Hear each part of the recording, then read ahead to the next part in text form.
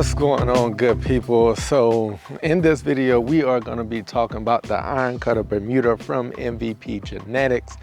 We are about a month short of a year from when we sprigged this area right here from bare ground. So we're going to talk about how it survived winter, when it started to green up. We'll talk about what applications I've made to it and what's coming up next. And it is now summertime, so it is IronCutter time. Bermuda grass is loving it. The cool season grass is not liking these conditions so much, but this IronCutter is cooking right now. So let's talk about all of those details, give you some information on it, and let you know how it's doing here in Maryland. A lot of people said I shouldn't do it and it couldn't be done. I beg to differ. All right, let's get into this video.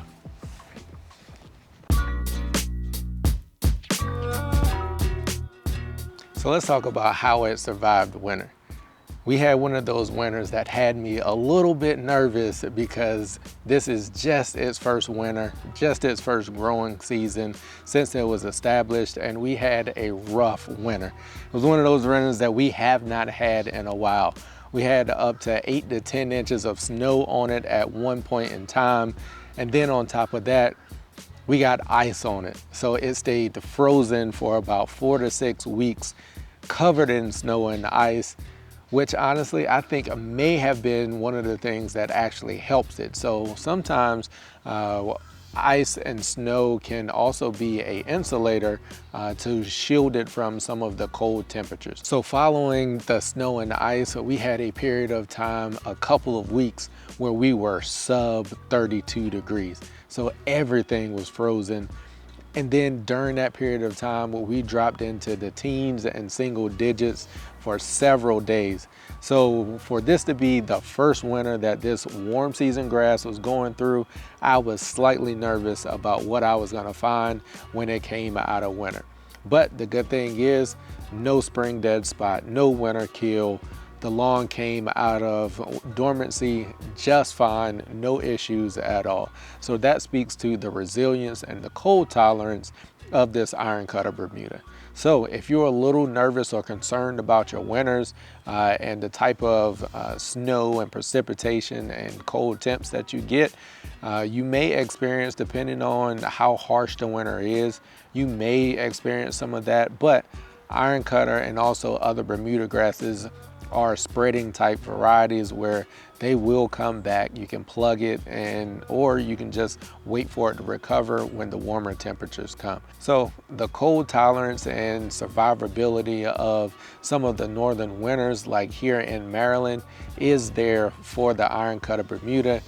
It can tolerate it and came out of winter with no issues.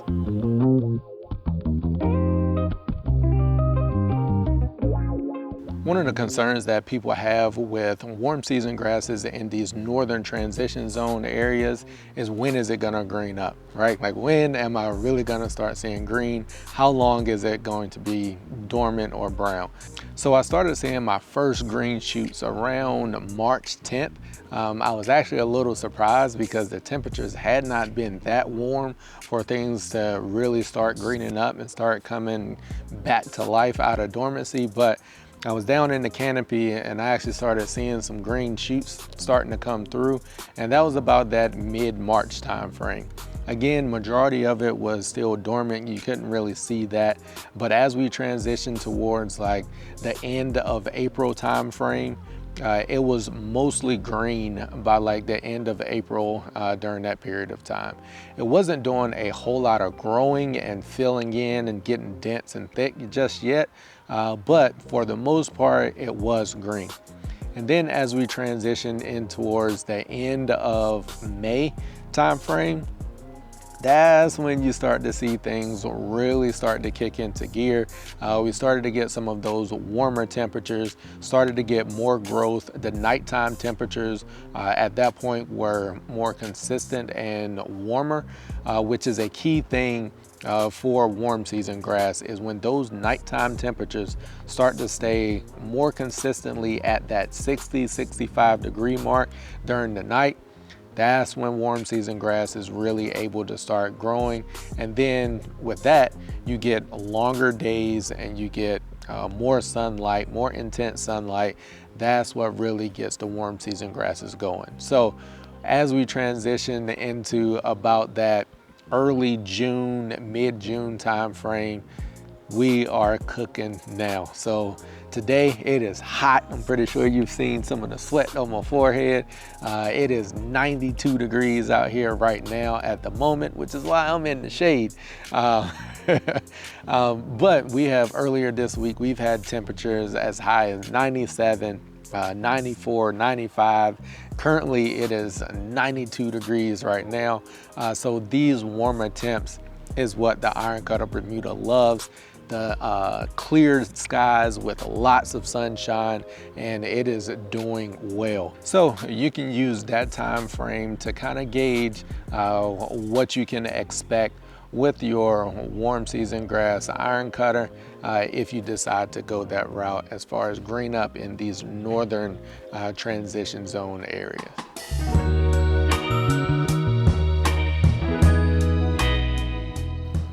Now let's talk about everybody's favorite topic. How much have we threw down on it? How much stuff have we put on the IronCutter?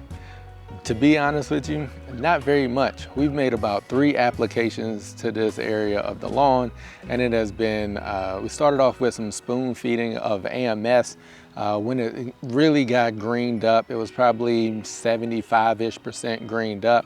We went down with 1/10 of a pound of AMS that I sprayed. Then we followed that up a couple of weeks later with another one of those applications, right at about 1/10 of a pound. And then recently, in preparation for what's coming on later and the increase in growth and temperature, we went down with about 3/4 of a pound of that good old Phoenix.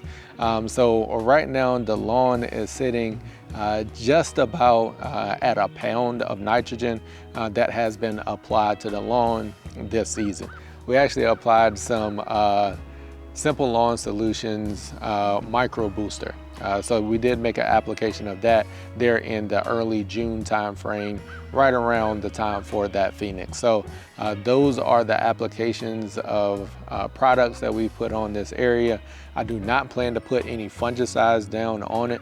We're just gonna let it ride, see if we have any outbreaks of anything, and then I'll make an application if that becomes a scenario.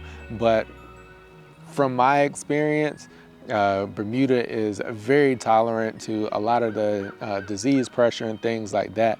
We'll keep an eye on it and see if it happens, but no plan for preventative fungicides. It would be curative if I do apply any of those. So I am getting ready to do the scalp and sand leveling. As good as it's looking, and I hate to do it right now, but the thing is, it's now growing, it's now cooking. The growth potential is increasing as we get deeper into the summer. Go ahead and do a scalp and sand leveling on it, get it leveled back out. We have a goal height of cut of anywhere from 1/2 inch to 3/4 of an inch. And to be able to get there, I need to level some things out. So with that, we'll start to increase the amount of N that we're putting down, which is why I put the 3/4 of a pound down earlier this week. It's now starting to get kicking in there where we're seeing that increase in growth. Probably in another 3 to 4 weeks, we'll make another one of those applications after we've done our sand leveling to really get things growing and to get it filled back in after that. So those are the applications that we've made on the IronCutter. Haven't been pushing it a whole lot to get a lot of growth and density in it, and it is still growing at a really good pace with the amount of fert that has been put on it up until this point.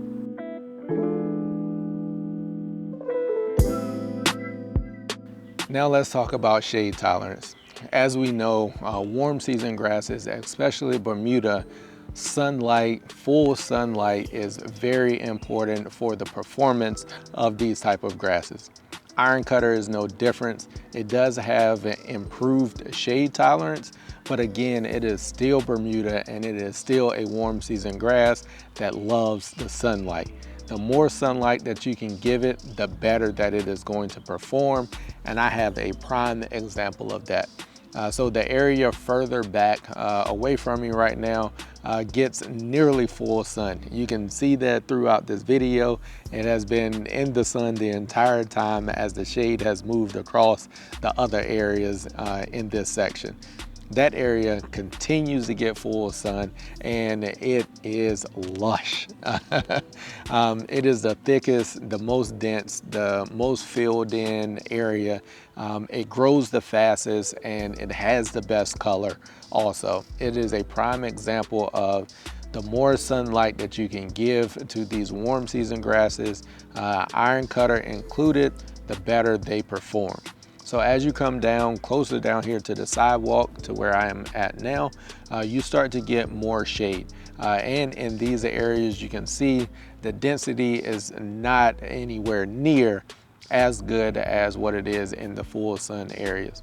We still have coverage, decent coverage there, but it is not performing to its best. This was an area that I was always concerned about, even when I did this renovation. And it was one of those things that we're gonna try it out and we're going to see how it performs and put it to the test and bring it to you so you can have this type of information as you make your considerations about the different microclimates that you've got in your lawn as you decide if you want to go with IronCutter or another warm season grass type. All right, so that is the information that we have as of right now on the status of the IronCutter Bermuda. I am loving it. I am loving what I'm seeing from it, and it is only going to get better. I know this is just the beginning of where it's at. My cool season lawn is about to hit its peak condition right about now, but this IronCutter still has not hit its peak yet. So stick around with us as we get into more of what we're gonna be doing to this. And one of those things is, and I've already hinted at it in this video, next up for this is going to be scalping and sand leveling. We gotta get this height cut down. We're right now at about 1.25 inches. We're gonna get this height cut down to anywhere between 1/2 inch and 3/4, and it will be real mowed with the Hudson Star. It's time to get to real mowing and get this thing in the tip-top shape where I know it can be, and we're gonna manage it properly. So if you're considering IronCutter Bermuda, make sure you reach out to MVP Genetics. You can find them online, or you can reach out to me and I can get you in contact with them. You can try to find a local side grower in your area. So as we get deeper into the season, keep an eye out for more content coming on the IronCutter Bermuda. And next up, we're gonna be talking about what you should be doing to your cool season lawn to keep it green throughout the summer. All right, y'all, just know we work.